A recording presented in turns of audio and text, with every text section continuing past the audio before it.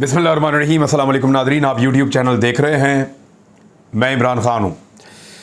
मिफ्ता इस्माइल ने लंका ढा दी है। वो कहते हैं ना, घर का भेदी लंका ढाए। जब घर के भेदी के साथ आप ज्यादती करेंगे तो कुछ तो वो भी करेगा। और मिफ्ता इस्माइल के बारे में जो खदशात थे वो इतनी जल्दी दुरुस्त साबित होंगे ये लगता नहीं था।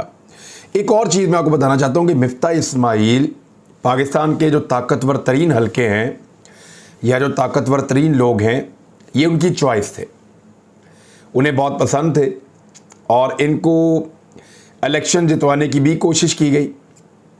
इनका हर लिहाज से ख्याल भी रखा गया और PMLN के दौरे हुकूमत से लेकर अब तक इनके बड़े करीबी और अच्छे ताल्लुकात रहे हैं ताकतवर लोगों से। और फिर मिफ्ता इस्माइल साहब जो हैं उनको वज़ीर ख़जाना बनाया गया।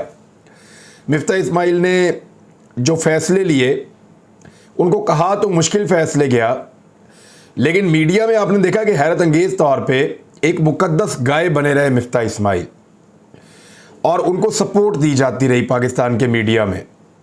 और वो भी अहकामात जो है वो बहुत ताकतवर लोगों की तरफ से आ रहे थे। तो मिफ्ता इस्माइल जो आंख का तारा थे, जब उनको निकाल कर मियाँ नवाज शरीफ साहब ने साइड पे कर दिया और इसहाक डार को ले आए, तो उसके बाद मिफ्ता इस्माइल को बोलना था, क्योंकि किसी की आंख का तारा अगर उसकी आंखों से दूर कर दिया जाए तो रद्द अमल तो आता है। अब आ रहे हैं असल बात की तरफ कि मिफ्ता इस्माइल साहब ने किया क्या है। बड़े सीरियस एलिगेशंस हैं जो उन्होंने लगाए हैं। एक तो वो बात कर रहे थे प्रोग्राम में वसीम बदामी के, साथ में उनके मौजूद थे फैसल वाडा साहब। वहाँ मिफ्ता इस्माइल ने कहा कि नैब तरामीम जो हैं वो पाकिस्तान की फ़ौज लेकर आई है, और यानी पाकिस्तान की फ़ौज में डाल दिया उन्होंने नैब की तरामीम को। तो वो बात तो ये है कि फ़ौज लेकर आई है, और वहाँ सवाल भी ये पूछा गया कि अगर फ़ौज लेकर आई है नैब की तरामीम तो उनको इससे क्या लेना देना था। उन्होंने कहा जी उनका कोई फ़ायदा नुकसान नहीं, वो मुल्क के लिए लेकर आए हैं।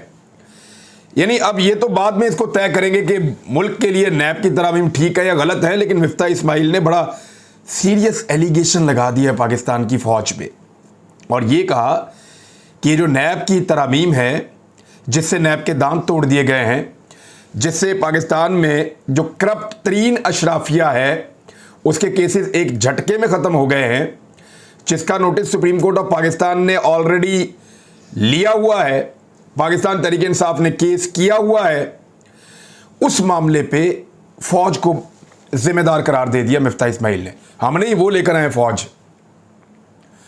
अब क्या ये चंद सवालात हैं, मैं उठा देता हूँ। सवाल तो हम पूछेंगे ना, वो पूछना चाहिए। जवाब जो है वो इसका DGI-SPR दे सकते हैं और वो ये बता सकते हैं कि क्या मिफ्ता इस्माइल ठीक कह रहे हैं कि पाकिस्तान की फ़ौज ने या फ़ौज पाकिस्तान के सरबराहान ने या उनका ये फ़ैसला था कि नैब के जो तरामीम है उनको लाया जाए और इनके कवानीन के साथ ये किया जाए जो इस वक्त हो गया है। क्योंकि ये सब कुछ तो इमरान खान साहब के दौरे हुकूमत में करने की कोशिश की जा रही थी।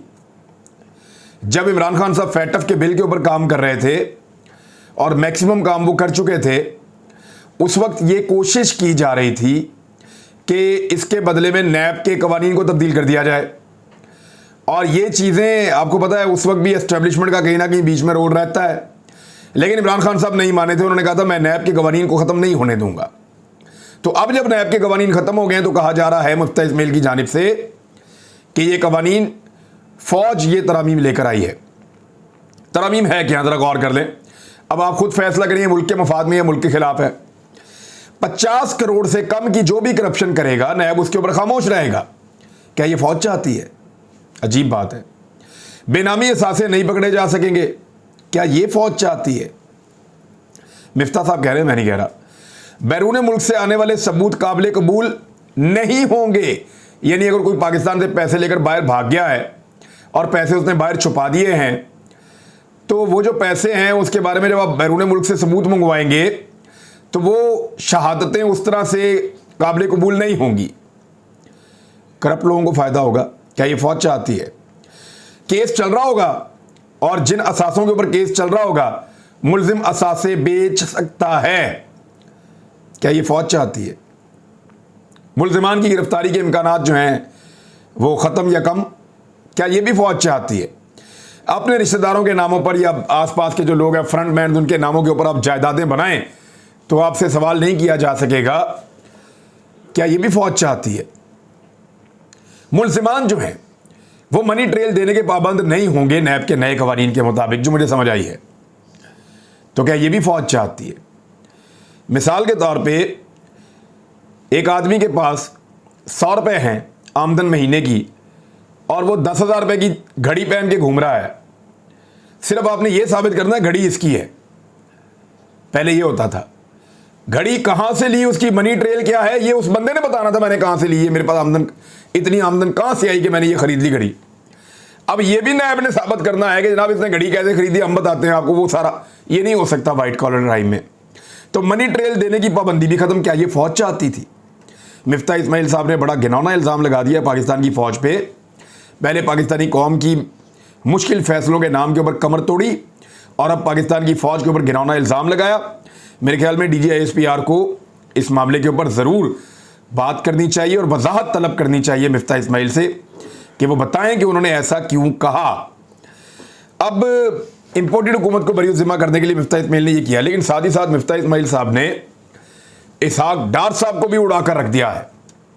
इसहाक डार साहब के बारे में मिफ्ता इस्माइल साहब का क्या कहना है, ये इसको हमने एक डिटेल के साथ लिखा है। मैं आपको उसके सारे हेडर्स बना के आपको बता देता हूँ कि एक्चुअली इसहाक डार के बारे में मिफ्ता इस्माइल ने क्या कहा। मिफ्ता इस्माइल का कहना है कि जब मैंने ओहदा संभाला तो 2 हफ्ते बाद ही इसहाक डार की वापसी की खबरें आ गई। मैं खुद को अपने ओहदे पर गैर महफूज समझता रहा। मिफ्ता इस्माइल ये नहीं, जो एक बंदा महफूज ही नहीं है, उसको पता ही नहीं मैंने इस ओहदे पे रहना या नहीं रहना, वो क्या काम करेगा, वो ये बताना चाह रहे हैं।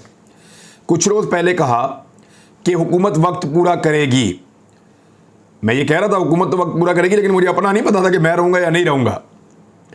काबीना अरकान ने कहा कि ऐसा क्यों कहा, अब मैं सच्चा साबित हो गया हूँ। यानी मैंने थोड़े दिन पहले कहा हुकूमत रहेगी, मुझे नहीं पता मैं रहूँगा या नहीं रहूँगा, तो काबीना के लोगों ने कहा कि आप क्यों कह रहे हैं ऐसे, तो मैं सच्चा साबित हो गया ना कि मैं तो नहीं रहा, हुकूमत वहीं पे है। IMF ने कहा किस्त मिलने के बाद आप पेट्रोलियम पर लेवी नहीं लगाएंगे। यानी IMF ने इस बात का इजहार किया था कि जो आप हमारे साथ तय करके जा रहे हैं कि आप 50 रुपए की लेवी पेट्रोल पे लगाएंगे, डीजल पे भी एक्स्ट्रा लेवी लगाएंगे, ये वादा तो आपने हमारे साथ कर लिया है, मुआहदे में तो आपने लिख लिया है, लेकिन हमें आपका पता है आप ये करेंगे नहीं, जिस वक्त पैसे आपके अकाउंट में आएंगे आप मुकर जाएंगे। ये IMF ने कहा था। मैंने IMF को यकीन दिलाया कि पेट्रोल पर लेवी लगाऊंगा। 3 माह मैं पेट्रोल पर 10-10 रुपए और डीजल पर 5-5 रुपए लेवी लगाता रहा। इस महीने हुकूमत ने फिर लेवी नहीं बढ़ाई। अब ये जो इसहाक डार वाला महीना है ना, इस महीने में हुकूमत ने पेट्रोल के ऊपर लेवी नहीं बढ़ाई, क्योंकि मिफ्ता इस्माइल साहब IMF से किया हुआ मुआहदा पूरा कर रहे थे, इसहाक डार साहब IMF से किया हुआ मुआहदा पूरा नहीं कर रहे। फिर उन्होंने कहा वज़ीर आज़म के एक मुशीर ने मेरे से रब्ता किया और कहा कि मैं IMF से पूछूं कि क्या हम 3 महीने तक पेट्रोल की कीमत को एक जगह पे रोक कर रख सकते हैं, बरकरार रख सकते हैं, फिक्स कर सकते हैं। तो मैंने मुशीर को जवाब दिया कि मैं मर जाऊंगा ये नहीं पूछूंगा। यानी अपनी बंदे की इज्जत बेइज्जती भी होती है, मैं नहीं भाई पूछता ये उनसे, मुआहदा करके आए हुए हैं, ज़बान दी हुई है, लिख कर दिया हुआ है, मैं नहीं पूछता। IMF की MD से पूछा गया टैक्स बरकरार रख सकते हैं, उसका जवाब नहीं आया। हुकूमत ने अब जो किया है वो यक तरफा फैसला कर लिया है। अल्लाह खैर करे। ये मिफ्ता इस्माइल साहब ने बम मारा है इसहाक डार साहब के सर में। और समझे ज़रा ये है क्या। इमरान खान साहब के ऊपर ये इल्ज़ाम लगाया जाता है कि 2019 में जो उन्होंने IMF के साथ मुआहदा किया था, 19 में पूरा किया, 20 में पूरा किया, 21 में पूरा किया, 22 के शुरू में उन्होंने 5 रुपये पेट्रोल की कीमत कम कर दी, तो लिहाजा मुआहदा ख़राब कर दिया। ऐसा भोंडा और घिनौना इल्ज़ाम इमरान खान पे लगाते हैं। भाई जब आप 3 साल 3.5 साल मुआहदा ठीक लेकर चले हैं, 1 साल में अगर आपने थोड़ा रिलीफ दिया है तो IMF को कोई प्रॉब्लम नहीं होता। ये कहते थे कि इमरान खान ने सस्ता करके IMF को धोखा दिया है, और अब इसहाक डार ने सस्ता किया है तो अवाम को रिलीफ दिया है। और फिटे मुंह तुम्हारी सोच के ऊपर। यानी अक्ल नाम की कोई चीज ही नहीं है, लोगों को आप बेवकूफ समझते हैं। यानी इमरान खान 5 रुपए सस्ता करे और हालात उस वक्त बहुत मुश्किल हों, पब्लिक को वो रिलीफ दे और आईएमएफ की जानिब से कोई एतराज भी ना आए, तो वो धोखा हो गया आईएमएफ के साथ। और इधर आप मुआहदा आज करें और आज ही उसकी पैसे मिलने के बाद खिलाफ वर्जी कर दें, तो ये आईएमएफ के साथ धोखा नहीं है, बल्कि ये आपका आवाम को रिलीफ है। जो बहुत बड़े बड़े हमारे सहाफती साइंटिस्ट, बड़े बड़े ब्रेन जो बैठकर खबरें बनाते हैं ना, मुझे उनकी अकल पे मातम करने को दिल करता है।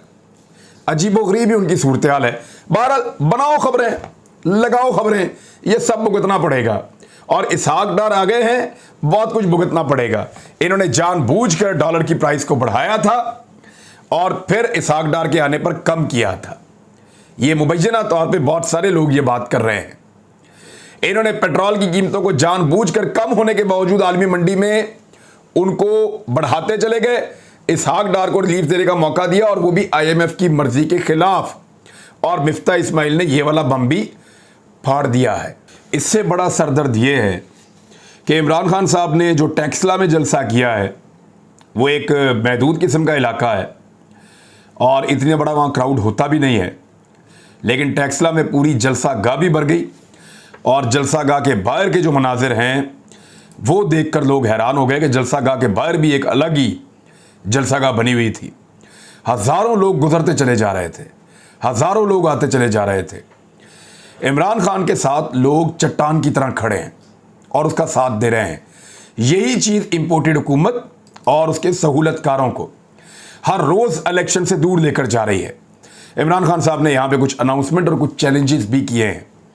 उन्होंने कहा कि इंपोर्टेड हुकूमत ने तीसरी मरतबा मेरे घर पुलिस भेजी है, धमकियां देने की बजाय पकड़कर जेल में ही डाल दो। सारी कौम को गवाह बनाकर पैगाम देना चाहता हूं कि इस मुल्क में हकीकी आज़ादी की तहरीक चल पड़ी है। तुम जितने मर्जी लोगों को जेलों में डालो, तुम्हारे पास उतनी जेलें नहीं हैं। कौम तैयार है, मैं भी तैयार हूं। उन्होंने कहा कि गुलाम सरवर खान, आप मेरे साथ हर मुश्किल वक्त में खड़े रहे और मैं बताना चाहता हूं कि लोग इस बात की इज्जत करते हैं। उन्होंने कहा कि इंपोर्टेड हुकूमत को पैगाम देना चाहता हूं कि उन्होंने बार बार मेरे घर पुलिस भेजी है, धमकियां देने की बजाय पकड़कर जेल में डाल दो।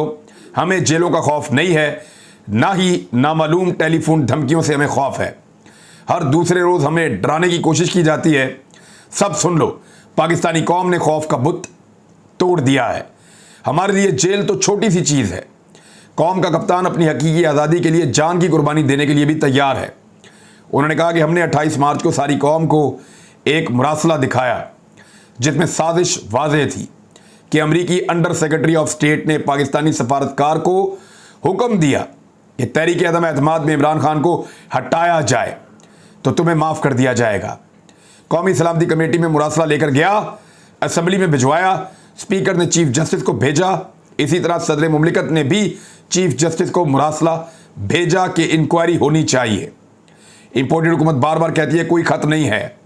उनके साथ मीडिया मिल गया, उन्होंने भी कहा कि मुरासला नहीं है। मैं चेरी ब्लॉसम और मरियम नवाज आपका शुक्रिया अदा करता हूं कि उन्होंने साइफर को उठा दिया है। अब पूरी कौम के सामने आ गया है कि जो मैंने कहा था वो सच है। फिर इमरान खान साहब ने कहा कि अब नया ड्रामा हो रहा है कि साइफर गुम गया है। मरियम बीबी, साइफर गुम नहीं हुआ, क्योंकि पता चल जाएगा कि आपके वालिद और चचा ने अमरीकियों के साथ मिलकर साजिश करके हमारी हुकूमत गिराई है। अब दफ्तर खारजा से पूछें, वहां पर साइफर की मास्टर कॉपी मौजूद है। उन्होंने कहा मैं इस कौम को सड़कों पर निकालने लगा हूं।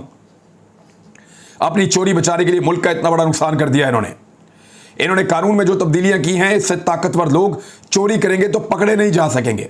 ये वही नैब के कवानीन जो तब्दीलियां मिफ्ता इस्माइल ने फौज में डाल दी हैं। इमरान खान साहब को मेरे ख्याल में जलसा पहले था, वो मिफ्ता इस्माइल ने बाद में बताया कि ये तो फौज ने करवाया। तो मेरे ख्याल में पाक फौज को चाहिए कि मिफ्ता इस्माइल को इसके ऊपर जवाबदेह बनाएं। मेरी फौज ऐसा नहीं कर सकती।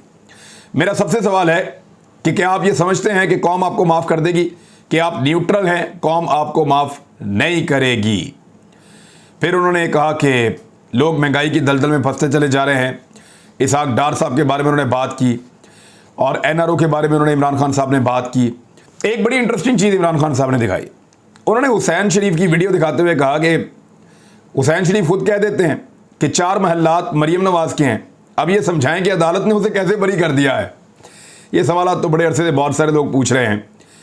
फिर मरियम नवाज साहबा के जो दामाद हैं उनके लिए ग्रिड स्टेशन लग रहे हैं, इंडिया से पावर प्लांट आ रहे हैं, और जो इम्पोर्टेड वज़ीर आज़म है वो इंडिया को चैलेंज ही नहीं कर रहा अक़वाम मुत्तहिदा में। तो ये सारी चीज़ें जो हैं ये रिकॉर्ड का हिस्सा है और कौम को पता होनी चाहिए।